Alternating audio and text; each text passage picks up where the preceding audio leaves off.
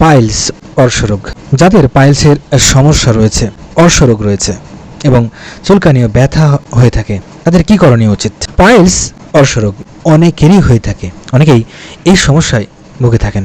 Piles বা অর্শরোগ হলো মলদ্বারের ভিতরে কিংবা বাইরে শিরাগুলো ফুলে যায়, যা মলত্যাগের সময় ব্যথা, রক্তপাত ও চুলকানি সৃষ্টি করে থাকে এবং বিভিন্ন কারণে এই পাইলস বা অর্শরোগ হতে পারে। এই পাইলস বা অর্শরোগের সমস্যা অনেকেরই হতে পারে।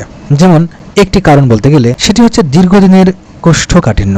কোষ্ঠকাঠিন্যর সমস্যা অনেকেরই হয়ে থাকে। এই কোষ্ঠকাঠিন্য হওয়ার ফলে যথাসময়ে এই কোষ্ঠকাঠিন্য চিকিৎসা গ্রহণ না করলে এবং এই সমস্যা দূর না হলে একটি পর্যায়ে দেখা যায় যে পাইলস বা অর্শরোগের সমস্যা দেখা দিয়ে থাকে। এরপর হচ্ছে দীর্ঘক্ষণ এক স্থানে বসে থাকা। অনেকেই দীর্ঘক্ষণ এক স্থানে বসে থাকতে পছন্দ করেন বা বসে থাকাই তার কাজ এবং এর ফলে অনেকেরই পাইলস বা অর্শ হতে পারে। দীর্ঘক্ষণ এক স্থানে বসে থাকতে হলেই মাঝে মাঝে একটু হাঁটাচলা করা উচিত বা মাঝে মাঝে একটু বিরতি রেখে আবার বসা উচিত। এবার হচ্ছে খাবার তালিকায় কম ফাইবার বা কম আঁশযুক্ত খাবার রাখা।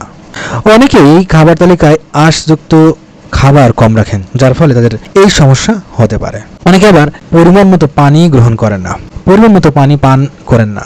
এই পরিমাণ মতো পানি পান না করার ফলে অনেকেরই এই অর্শ বা পাইলসের সমস্যা হতে পারে। অর্শ বা পাইলসের ঝুঁকি কিন্তু বেড়ে যেতে পারে, তাই অবশ্যই পরিমাণ মতো পানি পান করা উচিত।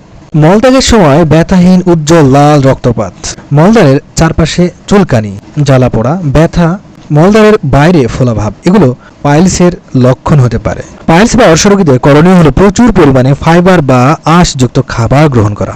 এর মধ্যে রয়েছে শাকসবজি, ফলমূল, ডাল জাতীয় খাবার, ইসবগুলের ভুসি যোগ করা, পর্যাপ্ত পানি পান করা।